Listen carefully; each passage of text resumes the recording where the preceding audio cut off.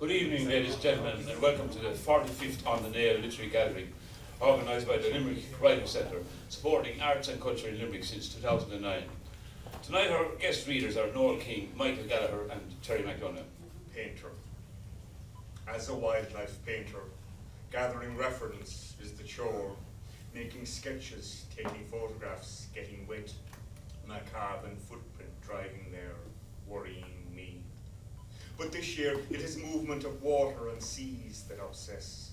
I see ropes everywhere, and planting a series of knots, love knots, strangle knots, a rolling hitch, the Dutch kringle, the slipper hitch, the stern wave, the mooring hitch, the hairy devil, and slingstone knots for lobster pots.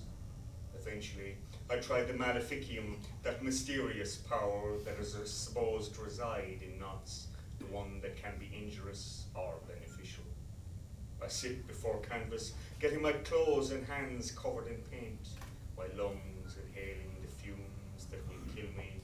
But when I die, these paintings will be hanging all over. And I'm going to begin with in Hamburg. I've spent half my life there. It's a wonderful city, Hamburg. But anyway, there's a couple of things here. I often go to a bar. Has anybody ever been to Hamburg here? Mm-hmm. Yeah. Who's that? Somebody over there? Oh yeah, hello, Marion. Yeah, she has. Yeah, she lives in Munich too.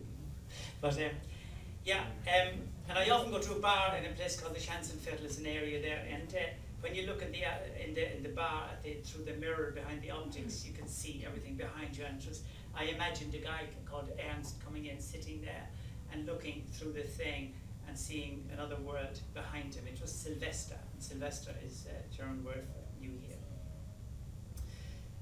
The slim volume. It hadn't snowed for days, and what remained was discoloured by grit and dog piss. A bar on a busy corner was blue with temptation and tomfoolery. It was Silvester. Ernst tripped up the third step of 3, but saved face. This was his church. He went for a stool along the counter, ordered a Merlot, then checked patrons in the mirror behind the optics. Wine replaced his need for words. The sculpture of a woman, a Christmas tree blazing at her feet, came into focus on the back wall. No trace of Father Christmas. He tried to remember his father, but that was when he was 3. A Moulin Rouge poster filled a space on the wall. The sculpture seemed to have a sword between her shoulders. Her breasts were bare. Another wine? In the lurid air, the figure could have been foreign, a mother perhaps. A fly, unable to get its wings going, crawled by his glass like an aging actor with walk-on, walk-off parts. Ernst felt for the slim volume in his inside pocket. It was louder outside. He'd have to mind his step.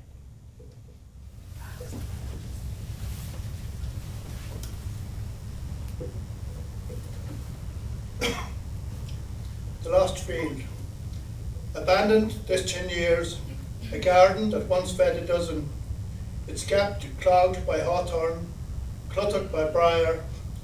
I hacked and chopped and slashed for an hour or more, heedless of blood and scratch and gash, blind to blister and tear and thorn, eager as Livingstone, a venturesome child, reckless in pursuit of the new. And now, with final slash of hook, the lost field is revealed. Its grasses regenerated again and again, matted and tangled and layered. Its blackberry strings stitched through wild whitethorn, holding in, keeping out. A pheasant explodes from the lair, cracks a decade's silence, and guides the eye to a new horizon.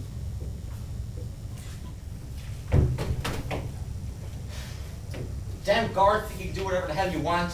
I'm a person too, you know.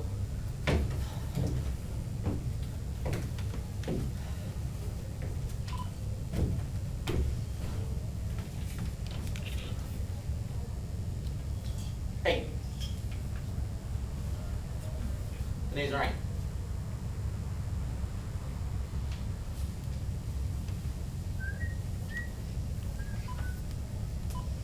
You know usually at this stage, the other guy gives his name. Neil.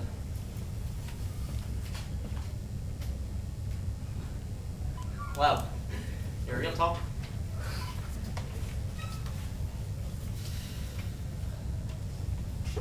So, what are you in for? God, you can't just ask someone what they're in for. What? What are you in for? Now, there, my friend, is a good story. See, I am a top-class criminal. See, I've been working the streets, both in America and here in Limerick, ever since I was a kid. I've given the finger to guard cars in every corner of Limerick. You want a connection for coke? I can get you as many cans as you want.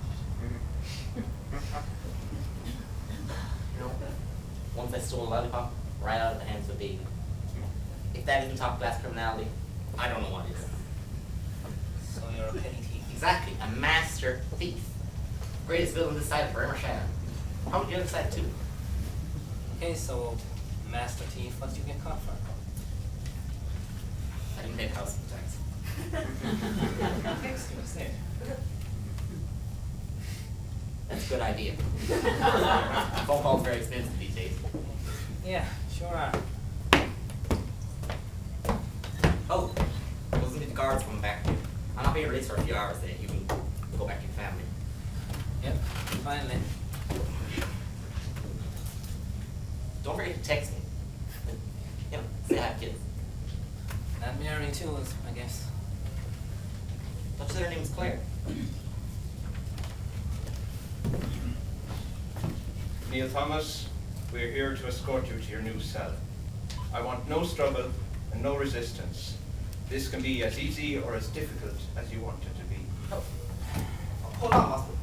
What's all this about? He's a lifer. He was only in here while his cell was being prepared. A lifer? For a few speeding tickets? Crap like that's why the country's in the state it's in. Speeding tickets? Is that what he told you? Yeah, speeding tickets. We don't lock up people because of speeding tickets. That's what I thought. Well, what do you do then? You get 5 years for stealing bread and the rest of it run away, or do you steal from the rich and give to the poor? What? Like, or did he?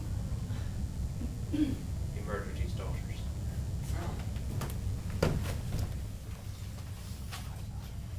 It's a long time now I have loved you. I hoped you always would stay here with me in my Red River Valley. But they say you are going away.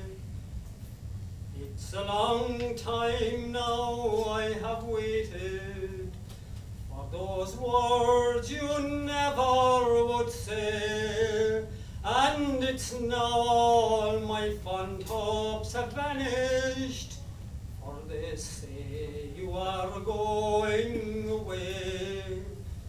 From this valley they say you are going.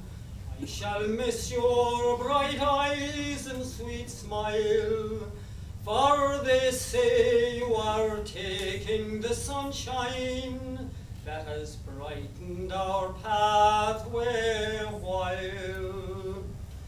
Come and sit by my side if you love me. Do not hasten to bid me adieu, but remember the Red River Valley and the maiden that loved you so true. It's short, this is Noel. Swallow. You almost won the fight, while ruthless opponents stay strong and lucky ducking punches. And we all marveled at you soaring through like a swallow should, fretting behind the pack, awaiting his turn to lead. You took your body out of a dark place. You soared like no swallow before, and saw land and shore, and tasted fresh air, and spread your tiny wings for a long flight. Something stopped you. An iceberg of pain, exhausting and gripping hold of you. Your bright eyes grew dark circles. Your strong hands felt cold and limp Your gaze went from my eyes to oblivion. I touched your wing and felt your pain. I saw the desperation in your pleading soul. Your quiet nature whispered. Your tongue spoke, not of leaving or departure. The quietness around you suffocated these walls and all those who watched and waited, and the fear of God was in us as you flew away across the oceans, definitely and silent, smiling once and being happy once. This lasted you a lifetime and shut out sadness that cannot separate you from you and the fear of letting go. A tiny swallow flies over the land to rest beneath the warm sunshine. I found out something. There are no wet sheets where bluegrass crimes once taught. No ragtime dreams of hope, shredding all the dandies that are handy enough to submit to your crushing will. I picked an idea of you up, and for a second in testified moment, and in reacting to myself, I think once a week that is made and shows me to be dismal, piercing together, wanting hope, and she is at best green by British auspicion. This could be just another matter of what could be an irresistible running fight, and I may waltz across as naive, but I feel like a fly in a tangent of a spider's web, starting to think my spider's dead, and I'm on my deathbed. There's simply no worse knowing how it ends. You'd wish I'd paint you with all the gloss you think you deserve, but my flatteries are not included, so just dance sweetly behind my eyelids as I go. Thank you. Hi, can you hear me? Yeah. Yes. Right. Well, that's not my hearing. Okay, it's blown about my daughter, and it's my wife, and my daughter doesn't want to be in Moses' basket anymore. She wants to be with us. So the poem's called Silent Night. Moses, I the Utars, the tiny one sleeps in a valley of oceans. Titans keep her safe from a floor that once lived. The animals here take no breaths until she wakes. Squeak, squeak, rhythmically matched with eruptive roars. Tsunamis and titans clash at the same space in darker night. A hovering sky of white thorns is there, but yet not there. As cultural winds play, trustful arms are repelled by the little one, the little one that sometimes perils cups and shielded prairies. She, our cub, keeps us safe. So a little girl who passed away and a lady who passed away. The first one is Josie. The early summer garden is a carpet of daisies. Children are weaving daisy chains for baby Josie. Songbirds are a symphony in the shrubbery, and the robin is a messenger knocking on the door. The sun shimmers through the white Georgian window, kissing baby Josie's ringlets, red as the robin's breast. In the hush of the nursery, Josie lays in deep celestial sleep. Her bed is a casket pillowed by the wing of an angel.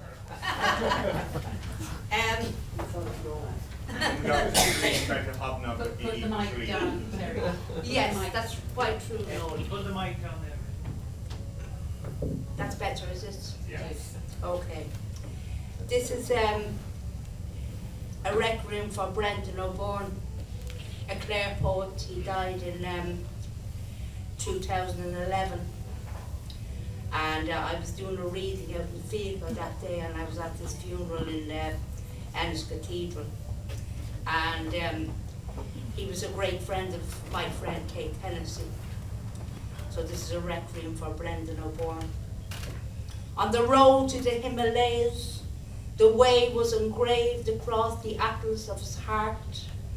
Compass pointed to true north, snug in its binnacle in the pocket of the sheepskin-lined coat.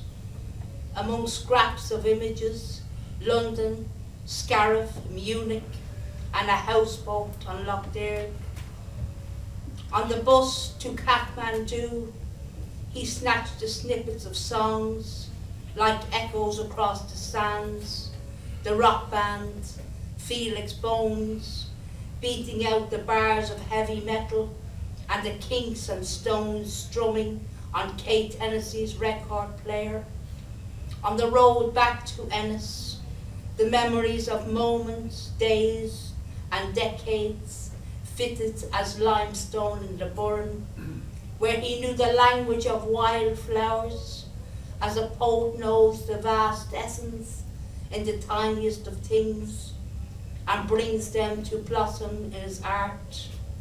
A mystic on a motorbike, headlight illuminating the pathway between every star with dazzling white.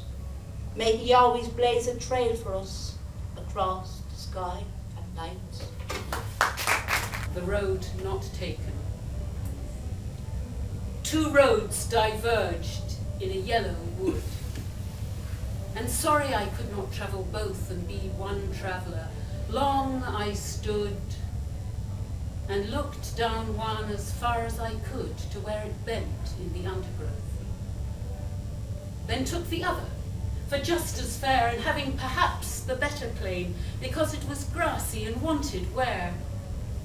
Though as for that, the passing there had worn them really about the same. And both that morning equally lay, in leaves no step had trodden black. Oh, I kept the first for another day, yet knowing how way leads on to way, I doubted if ever I should come back. I shall be telling this with a sigh, somewhere ages and ages hence. 2 roads diverged in a wood, and I took the one less travelled by, and that has made all the difference.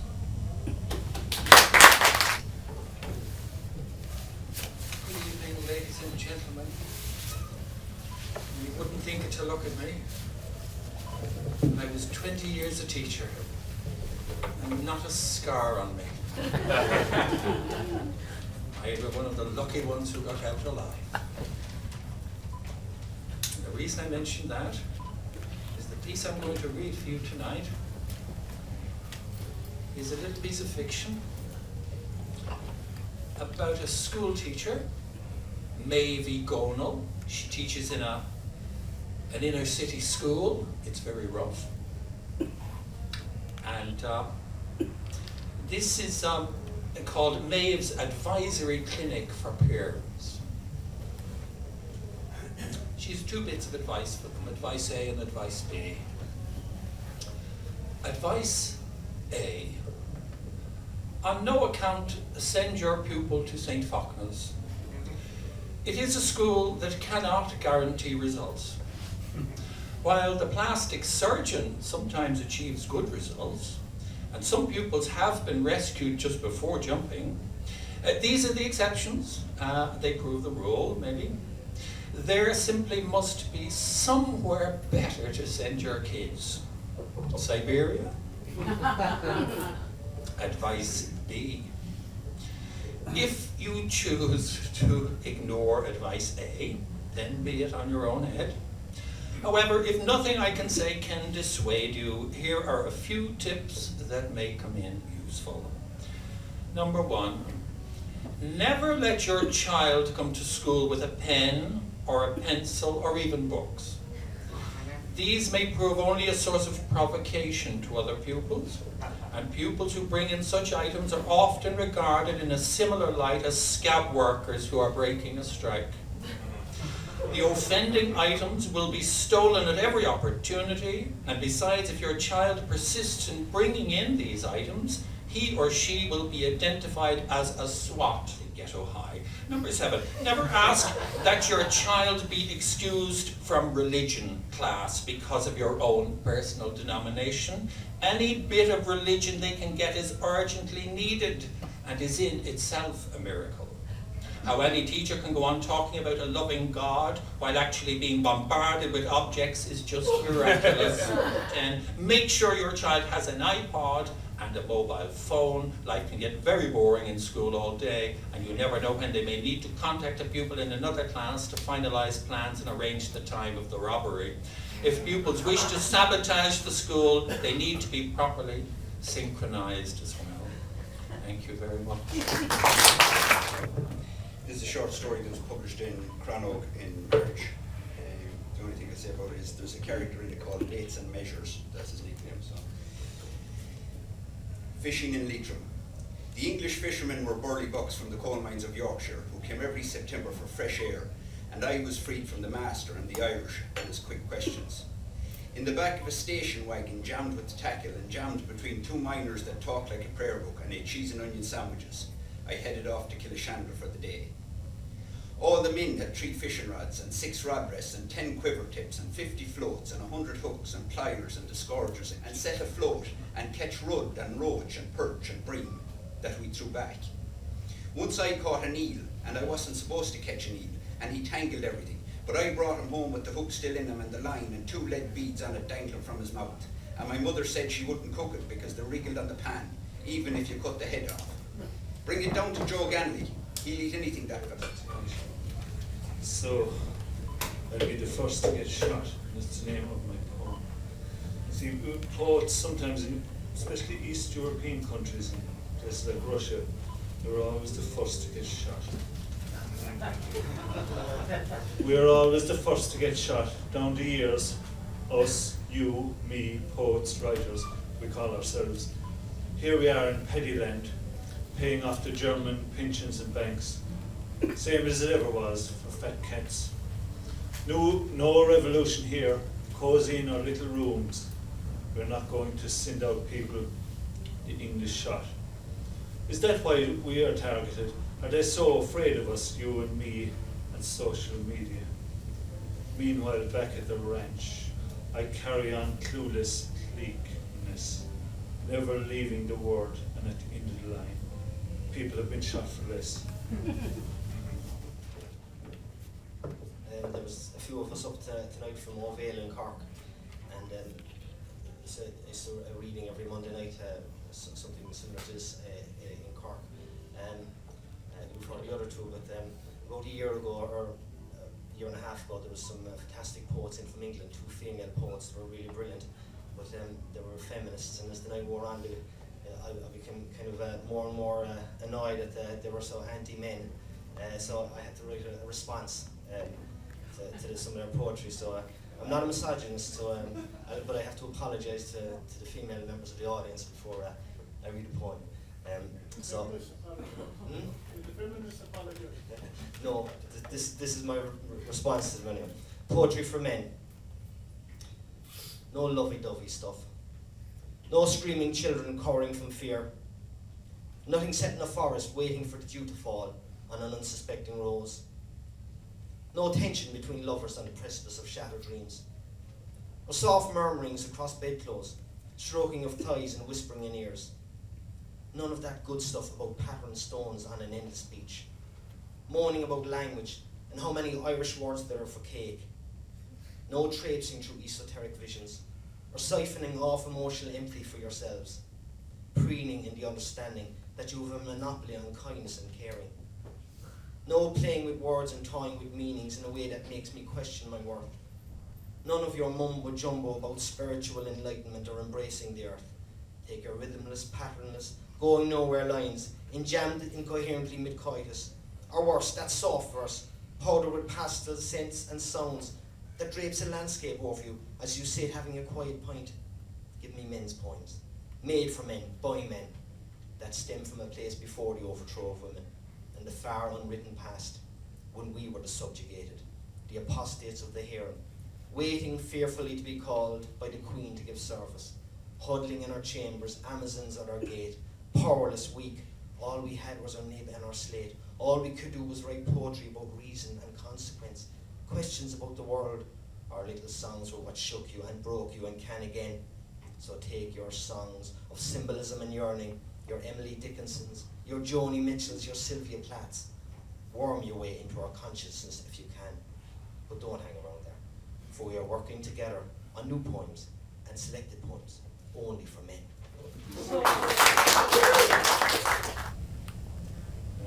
The title of this poem kind of indicates to me that I need to work harder on my titles, but for now it's called Emptiness. He looked for emptiness in his life because this had become the fashionable thing. Everyone was getting their own emptiness. It was all the neighbours could talk about, comparing the gaping voids of their souls like salaries or new cars.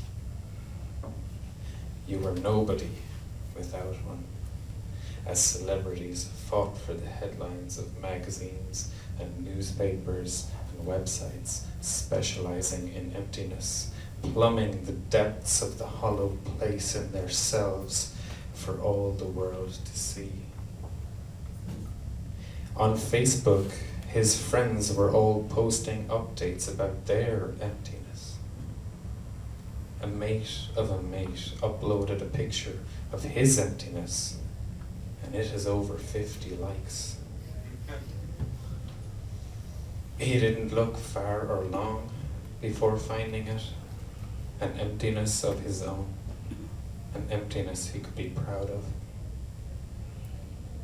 an emptiness he could show the world without shame, enough to get lost in, and get lost he did, more than he could ever have filled with the love of a good woman, or a life of good deeds or honest work, an emptiness he could spend the rest of his life searching through and discovering all the nothing he could ever dream, and then some.